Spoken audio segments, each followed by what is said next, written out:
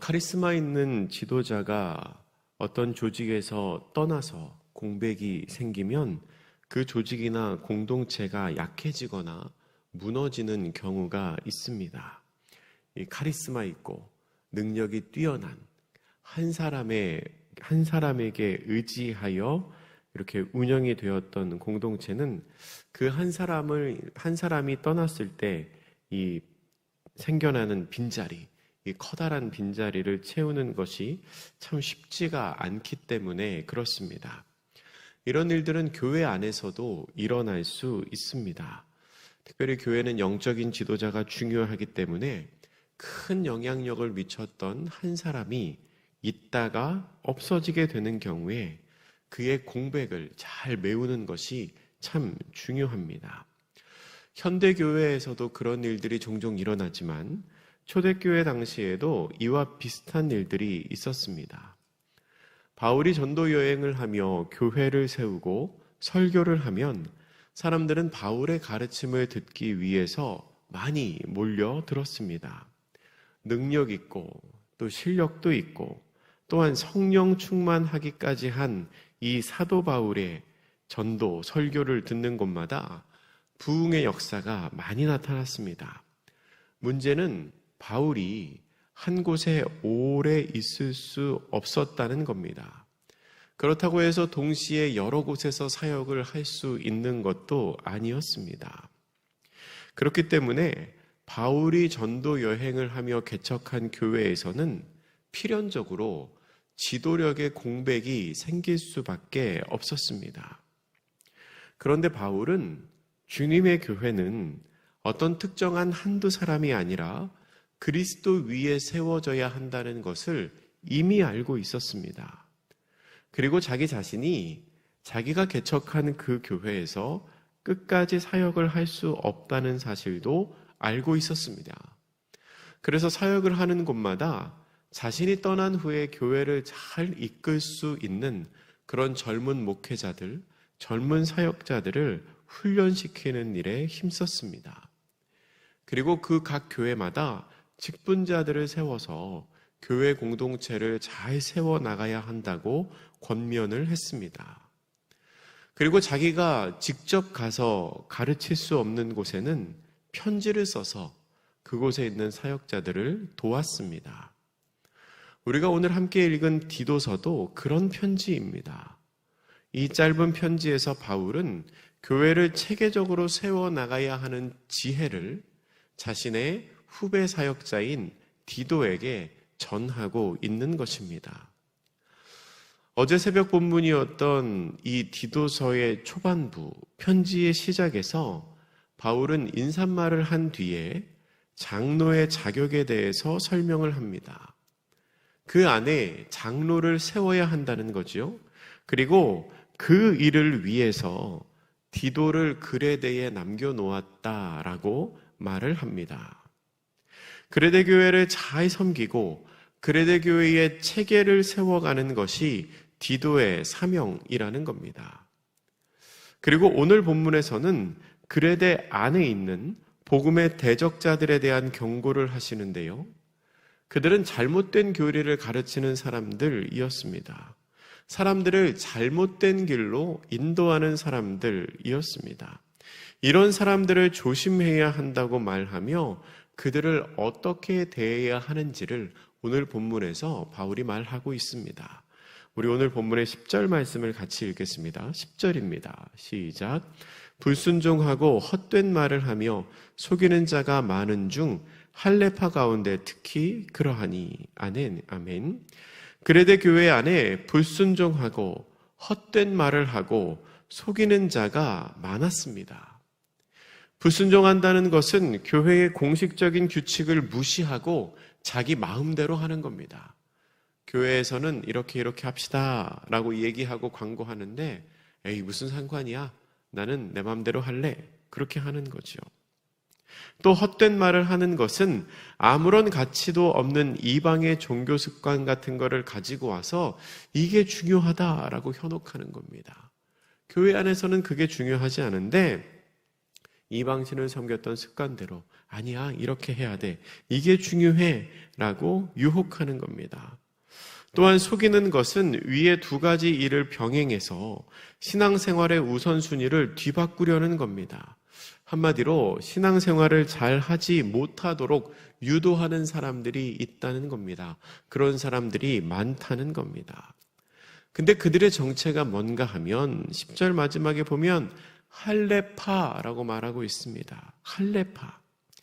여러분, 이 할레파들은 유대주의 그리스도인들입니다. 그러니까 그들은 이방인이 그리스도인이 되기 위해서는 먼저 유대인이 되어야 한다라고 가르치는 사람입니다. 이게 듣고 보면 그럴듯하기도 합니다. 왜냐하면 예수님도 유대인 아니셨습니까? 예수님의 제자들도 다 유대인 아닙니까? 그러니까 그리스도인이 되기 위해서는 먼저 유대인이 되어야 한다. 근데 유대인이 되어야 한다는 것은 뭐냐? 유대인의 율법을 지켜야 한다라고 말하며 대표적인 율법이 바로 할례이다라고 말하는 겁니다. 그러니까 할례를 받아야 유대인이 되고 유대인이 되어야 그리스도인이 되어 구원받을 수 있다라는 거죠.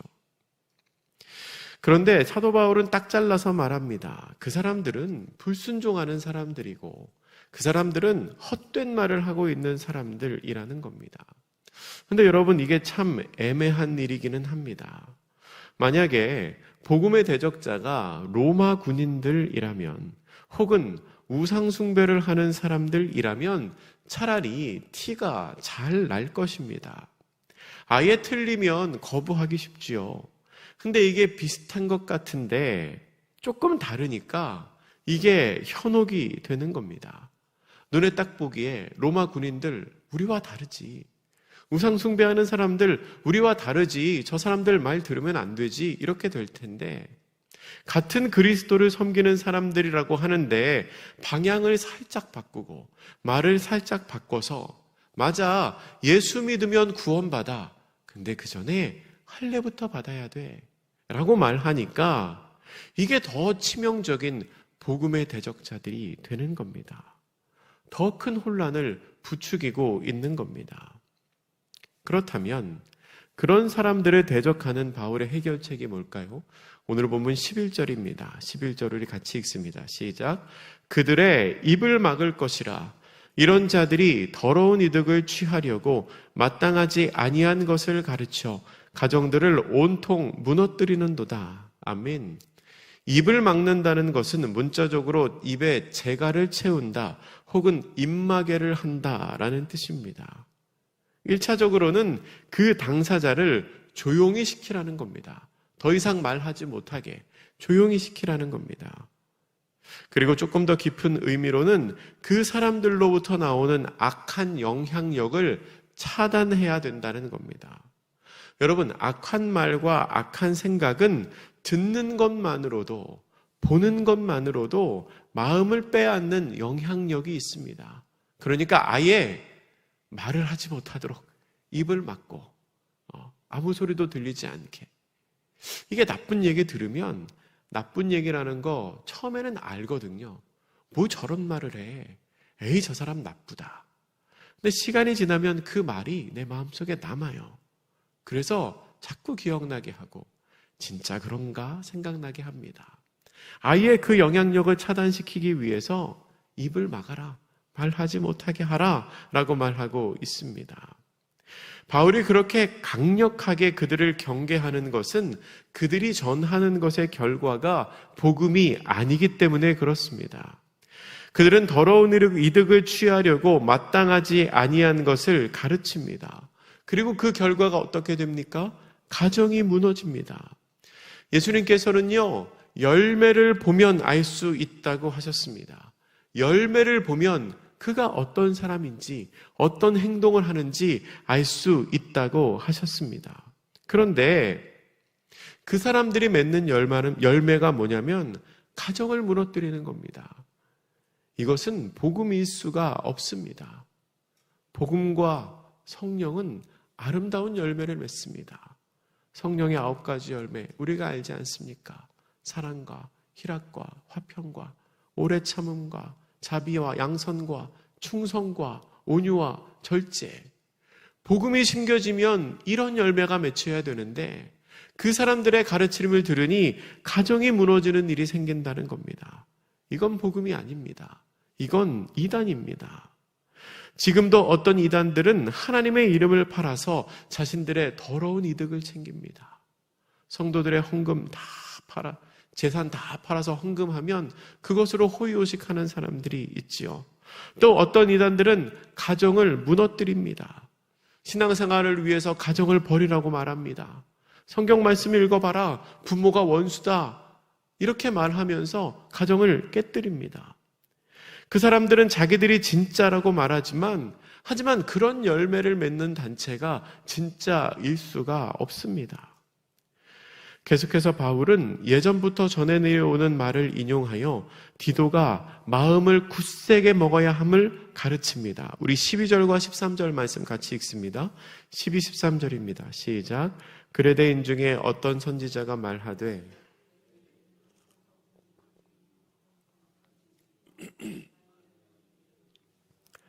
이 증언이 참되도다. 그러므로 내가 그들을 엄히 꾸짖으라. 이는 그들로 하여금 믿음을 온전하게 하고. 아멘.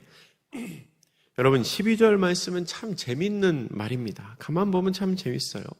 이게 기원전 600년경에 활동했던 에피메니데스라는 시인의 말을 인용한 것인데요. 뭐라고 말하냐면 그레데인은 항상 거짓말쟁이라고 그레데인이 말했습니다. 그레데인 중에 어떤 선지자가 말했죠. 그러면 이게 그냥 보면 그런가 보다 할 수 있는데 이게 거짓말쟁이라는 겁니까? 아니라는 겁니까? 거짓말쟁이일 수도 있는데 이 말을 한 사람이 그레데인이니까 그 말이 거짓말일 수도 있는 거죠. 그러니까 이거는 일종의 말장난 같은 겁니다. 근데 바울이 13절에서 뭐라고 말하냐면 이 말이 맞다라고 확증합니다. 본문의 표현은 이 증언이 참되도다 이렇게 나오죠. 그러니까 그레데인은 진짜로 거짓말을 잘하는 사람들이라는 거예요. 진짜로 이기적인 사람들이라는 거예요. 근데 그러면 어떻게 할 것인가? 사실 그레데인이 거짓말쟁이라는 것은 바울이 말하려는 핵심이 아닙니다. 거짓말쟁이이기 때문에 그들이 나쁘다. 바울은 이 말을 하려는 게 아닙니다. 그래서 어떻게 할 것인지가 중요하지요. 바울의 답이 뭡니까? 그들을 엄히 꾸짖으라. 이게 바울이 정말로 하고 싶어 하는 얘기입니다. 그레데인은 그런 사람이기 때문에 목회적으로 더 잘 지도할 필요가 있다는 거죠. 여러분 이게 상당히 중요합니다. 혹시 여러분 주변에 그럴 리 없습니다. 그럴 리 없지만 우리 교회에 항상 거짓말하고 항상 자기만 아는 그런 이기적인 사람이 있다면 여러분은 어떻게 하시겠습니까? 어떻게 하시겠어요? 가장 쉬운 것은 그를 비난하는 겁니다. 그를 정죄하고 비판하는 거지요. 그리고 그 다음으로 쉬운 것은 그 사람하고 상종을 안 하는 겁니다. 상대를 안 하는 거죠. 저 사람 나빠. 가까이 지내지 말자. 어려운 것은 뭐냐면 그를 돌이키기 위해서 가르치고 기도하는 겁니다. 그를 위해 기도하는 것. 이게 어렵죠. 근데 때 어쩌면 다른 사람의 부족함이 내 눈에 보이는 것은 그를 정죄하거나 비난하기 위함이 아니라 그를 위해 기도하게 하기 위해서 하나님이 보여주시는 것일 수도 있습니다. 바울은 지금 무슨 이야기를 하냐면 그 사람들은 거짓말쟁이이기 때문에 네가 더 잘 지도해야 된다는 겁니다. 그 사람들은 거짓말쟁이이기 때문에 상대하지 말아라. 그 사람들 거짓말쟁이이기 때문에 그 사람들은 욕먹어도 싸다. 이게 아니고 엄히 꾸짖어라. 더 잘 가르쳐야 된다. 이게 바울의 답입니다. 여러분 엄히 꾸짖으라는 것은 화를 내거나 분노하거나 미워하라는 말이 아닙니다. 그들을 포기하지 말고 그들을 돌이키기 위해 애쓰라는 말입니다. 왜 그렇게 해야 합니까? 제가 아까 읽은 13절과 14절을 같이 한번 읽겠습니다. 이 증언이 참되도다. 그러므로 내가 그들을 엄히 꾸짖으라. 이는 그들로 하여금 믿음을 온전하게 하고 유대인의 허탄한 이야기와 진리를 배반하는 사람들의 명령을 따르지 않게 하려 함이라. 아멘. 그렇게 해야 그들을 엄히 꾸짖어서 돌이켜야 그들의 믿음을 온전하게 할 수 있고 진리를 왜곡하는 사람들의 말을 따르지 않을 수 있기 때문입니다.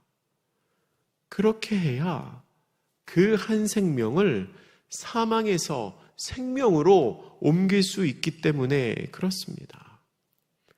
여러분, 비난과 외면으로는 구원을 이룰 수 없습니다. 그가 설사 악인일지라도 그 사람도 복음이 필요한 죄인이기 때문에 오히려 꾸짖더라도 그를 지도하여 돌이키는 일이 필요하다는 겁니다. 뒤에 나오는 15절은 이렇게 기록합니다.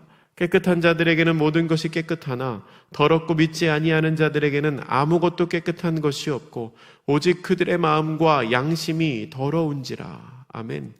본문에서 더럽다는 것은 정결하지 못하다는 뜻입니다. 유대인의 정결 예법을 거스르고 있다는 것이지요.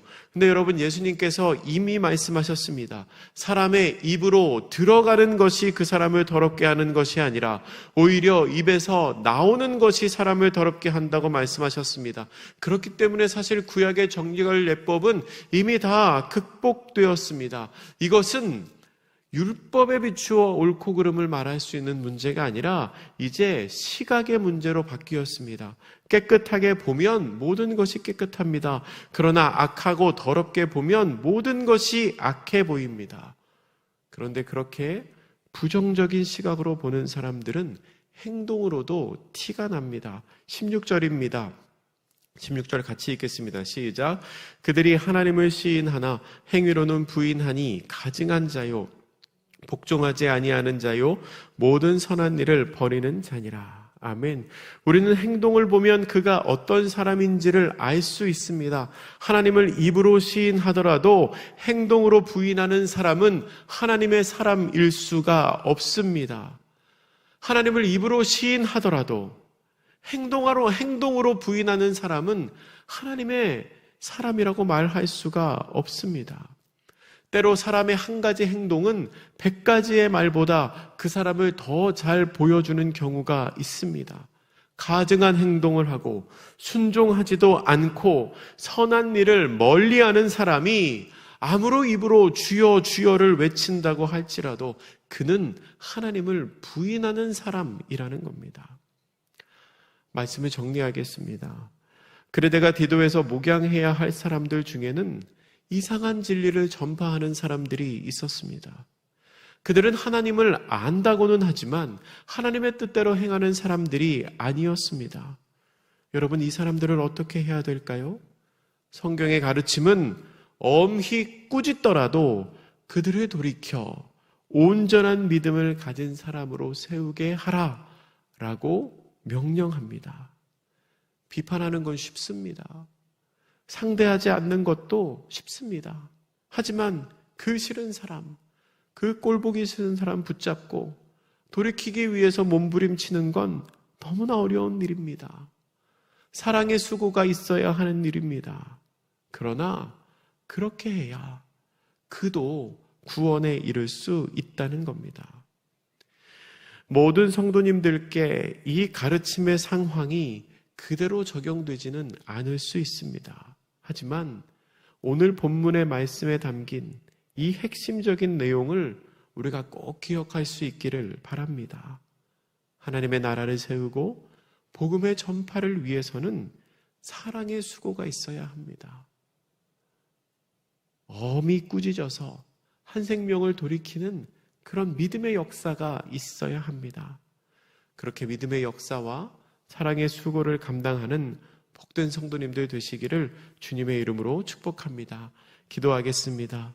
사랑의 하나님, 그레데 섬에는 예수를 믿는다고 하지만 하나님을 부인하는 행동을 하는 사람들이 참 많았습니다.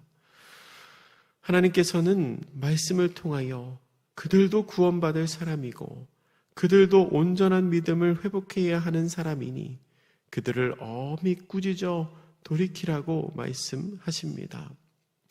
우리에게도 그런 사랑의 수고가 있기를 원합니다. 힘들고 어렵고 때로는 귀찮고 내 능력으로 감당할 수 없는 일이라고 하여 포기하고 그냥 비난하고 그냥 외면하는 것이 아니라 기도하고 간구하고 사랑의 수고를 감당함으로 하나님의 나라 주의 몸된 교회를 거룩하게 세워가는 저희들 모두가 되게 하여 주시옵소서.